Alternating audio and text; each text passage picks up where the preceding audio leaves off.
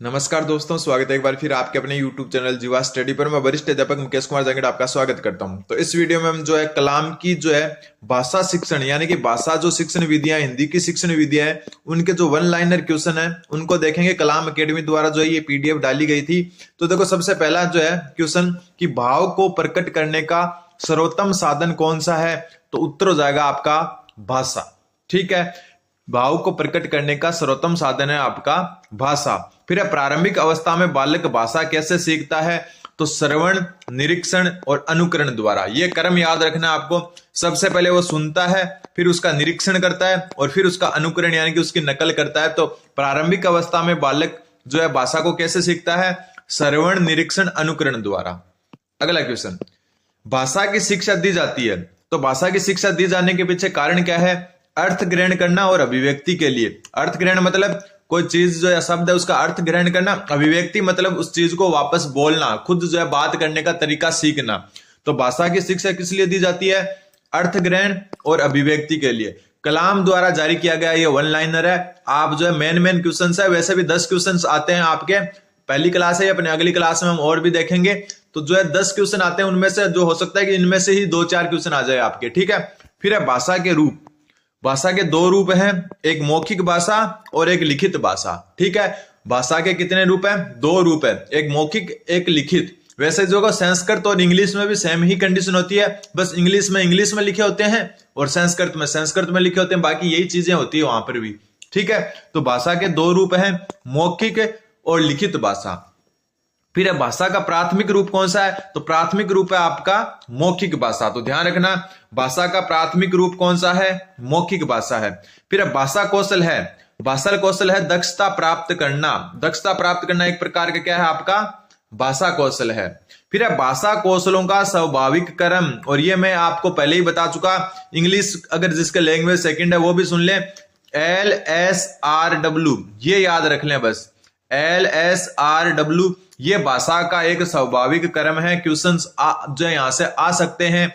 तो भाषा का स्वाभाविक क्रम, L मतलब लिसनिंग, लिसनिंग मतलब सुनना, S मतलब स्पीकिंग, स्पीकिंग मतलब बोलना, R मतलब रीडिंग, रीडिंग मतलब पढ़ना, और W मतलब राइटिंग या रिटन, तो राइटिंग मतलब लिखना। तो LSRW डायरेक्ट याद रख लेना आप, लिसनिंग, स्पीकिंग, रीडिंग और राइटिंग, यानी कि सुनना, बोलना, पढ़ना और लिखना। यह स्वाभाविक क्रम है और इसी क्रम में याद रखने चाहिए आपको। सबसे पहले सुनना, फिर बोलना, फिर पढ़ना, फिर लिखना। यह क्रम है, इस हिसाब से बालक सीखता है। फिर है सबसे कठिन कौशल कौन सा है भाषा का, तो सबसे कठिन कौशल है लिखना। लिखना जो है भाषा का सबसे कठिन कौशल है। सबसे हार्ड कोई चीज सीखने में होती है तो वो लिखना होता है। इसलिए लिखना हमेशा जो है, जो कर्म है ना, स्वाभाविक कर्म, उसमें सबसे लास्ट है। क्यों, क्योंकि लिखना सबसे हार्ड होता है। ठीक है, अगला क्वेश्चन, ये जो कलाम द्वारा जो है जारी की गई जो एक वन लाइनर जो है ना बुकलेट है, उसके क्वेश्चन सही है। तो भाषा के बुनियादी कौशल कौन से हैं, देखो ये अच्छा बात है। भाषा के बुनियादी कौशल है आपका सुनना व बोलना। ठीक है, सुनना व बोलना, बुनियादी का मतलब हो गया बेसिक। ठीक है, जो स्टार्टिंग के होते हैं। तो देखो ये याद है, तो आपको अगर LSRW याद है ना, तो फिर देखो आप आराम से कर पाओगे। जो है बुनियादी कौशल का मतलब हो गया बेसिक, जिससे नींव बनती है। और नींव क्या बनती है, शुरुआत के जो होते हैं उनसे। तो शुरुआत के 2 कौन से कौशल हैं आपके, सुनना और बोलना। इन्हीं से जो है एक बेस बनता है। और बुनियादी कौशल कौन से हो गए, पहले 2, यानी कि सुनना और बोलना। ठीक है, फिर देखो ग्रहणात्मक या घयात्मक कौशल कौन से हैं, ऐसे कौशल जिनसे हम सूचनाओं को ग्रहण करते हैं।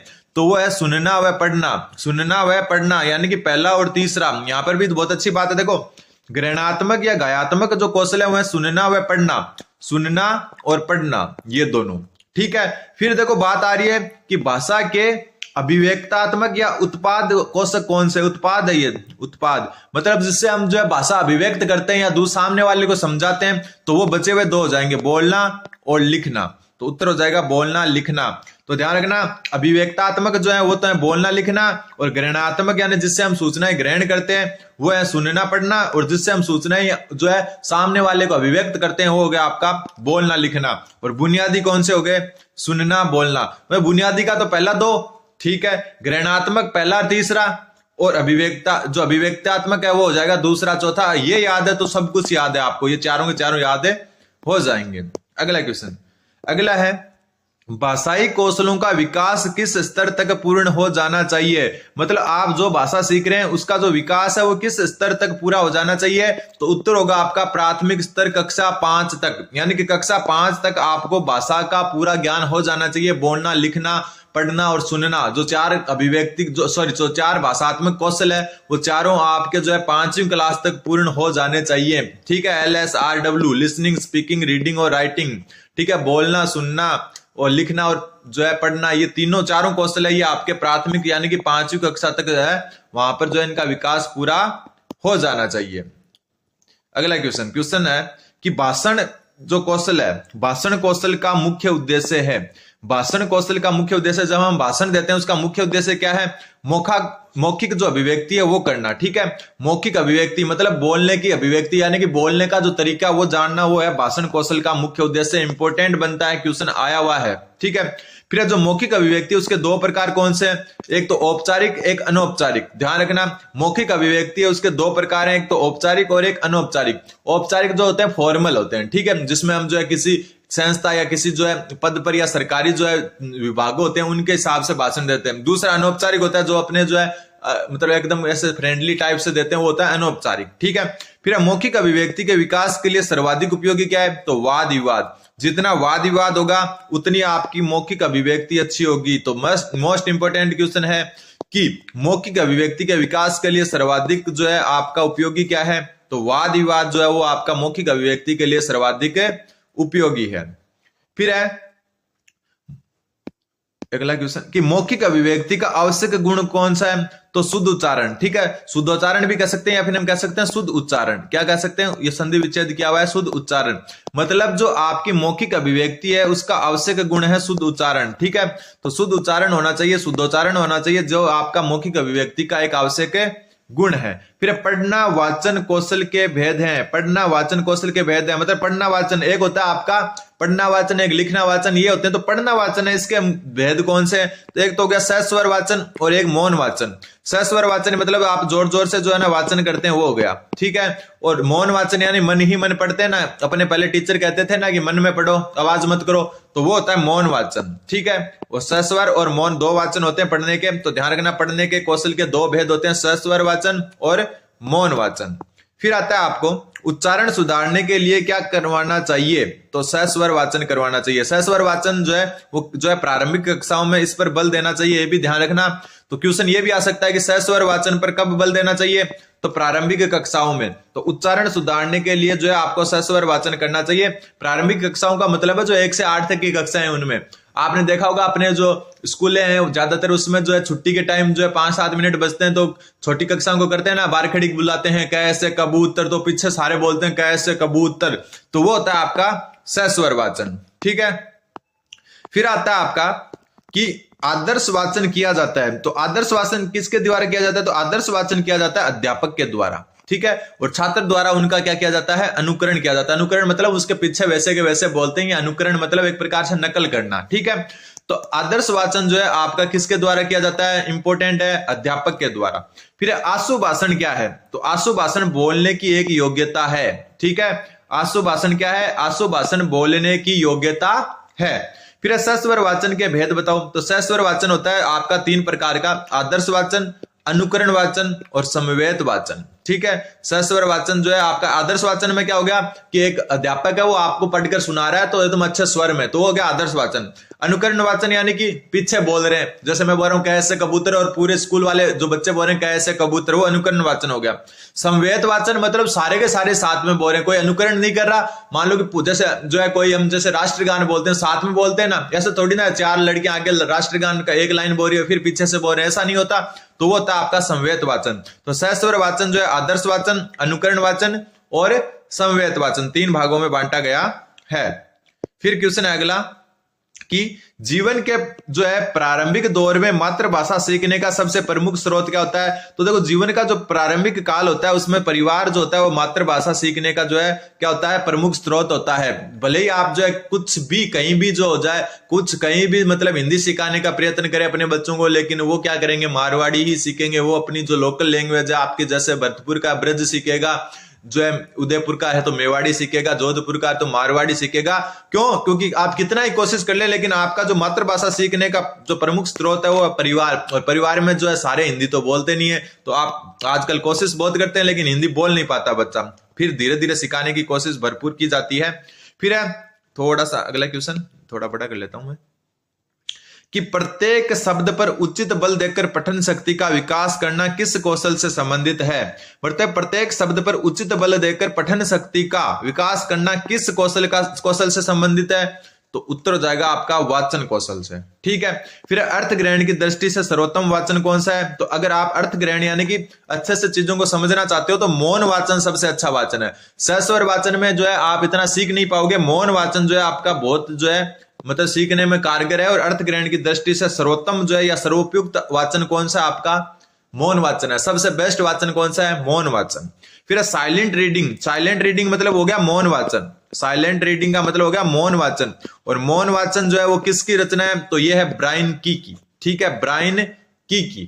ठीक है, ब्रायन की। ठीक है, तो ब्रायन की जो रचना है वो कौन सी? आपकी साइलेंट जो है रीडिंग, जिसको हम कहते हैं मौन वाचन। फिर है मौन वाचन कब प्रारंभ करना चाहिए? देखो मौन वाचन कब प्रारंभ करना चाहिए?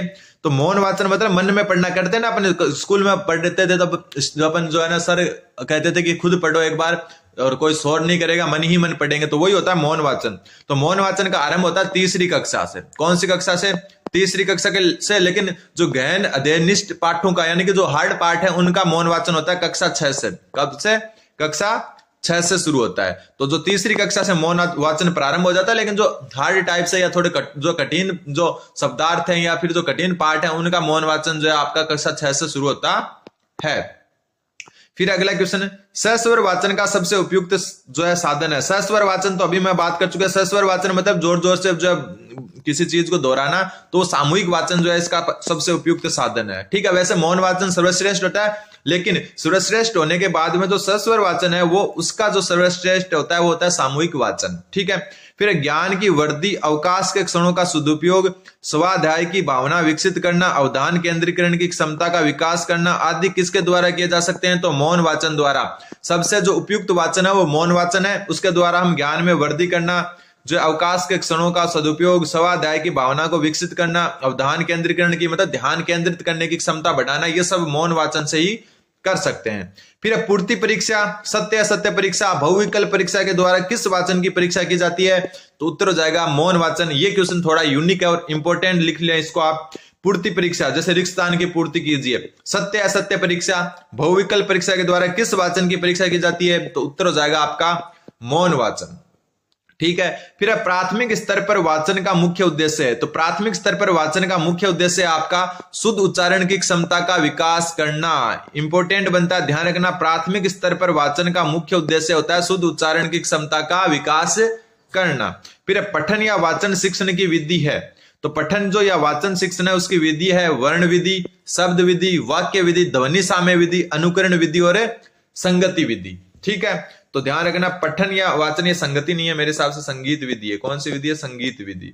ठीक है, कौन सी विधि है? संगीत विधि। तो पठन या वाचन शिक्षण की विधियां हैं वर्ण विधि, शब्द विधि, वाक्य विधि, ध्वनि साम्य विधि, अनुकरण विधि और संगीत विधि।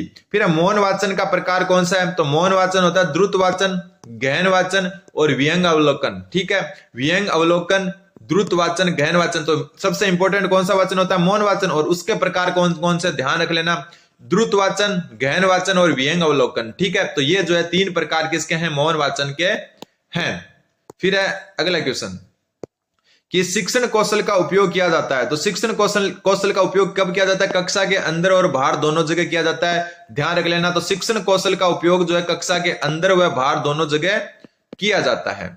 फिर आता है आपका श्रवण कौशल। ये सर्सन नहीं है, श्रवण है। ठीक है, श्रवण है ये। श्रवण कौशल को विकसित करने में आकाशवाणी कार्यक्रम, होने वाले दूरदर्शन कार्यक्रम तथा सामूहिक वृहद बाल सभा कार्यक्रम है। तो ये है आपके कक्षेत्र कार्यक्रम यानी कि कक्षा के बाहर होने वाले कार्यक्रम। ठीक है, जो भी आपका आकाशवाणी कार्यक्रम है, दूरदर्शन कार्यक्रम है या सामूहिक वृहद जो है आपकी बाल सभा, ये सारे कक्षेत्र कार्यक्रम के अंतर्गत आते हैं जो कक्षा से बाहर होते हैं। फिर किस मनोवैज्ञानिक के अनुसार बालक को पढ़ने से पहले लिखने की शिक्षा दी जानी चाहिए? इंपॉर्टेंट बनता है, पढ़ने से पहले लिखने की शिक्षा, मतलब कौन सा मनोवैज्ञानिक ये कहता है कि बालक को जो है पढ़ने से पहले लिखना सिखाना चाहिए, तो वो है Maria Montessori. Most important question बनता है। फिर लिखना सिखाने से पूर्व बालकों को चित्रकला सिखानी चाहिए, क्योंकि अक्सर भी जो है चित्र ही होते हैं। ये मत किसका है?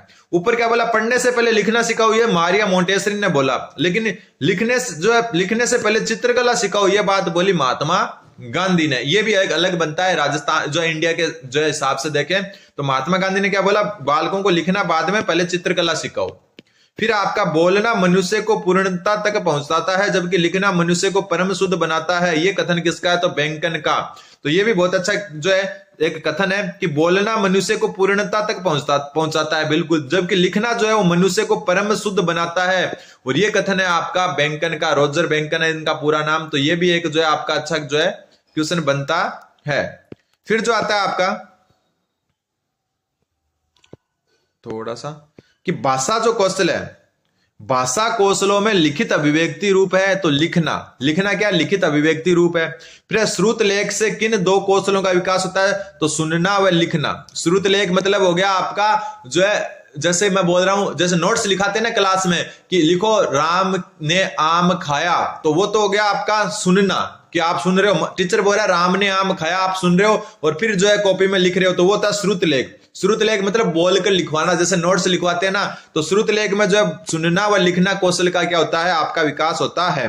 फिर अब बालकों को लिखना सिखाने से पहले जो है क्या करना चाहिए? तो जो बालकों को लिखना सिखाने से पहले लेखन संबंधित जिज्ञासा उत्पन्न करना चाहिए। ठीक है, बालकों को लिखना सिखाने से पहले लेखन संबंधी जिज्ञासा उत्पन्न करनी चाहिए। फिर लेखन कला का विकास होता है तो अभ्यास से होता है। ठीक है, लेखन कला का जो विकास होता है वो आपका अभ्यास से होता है।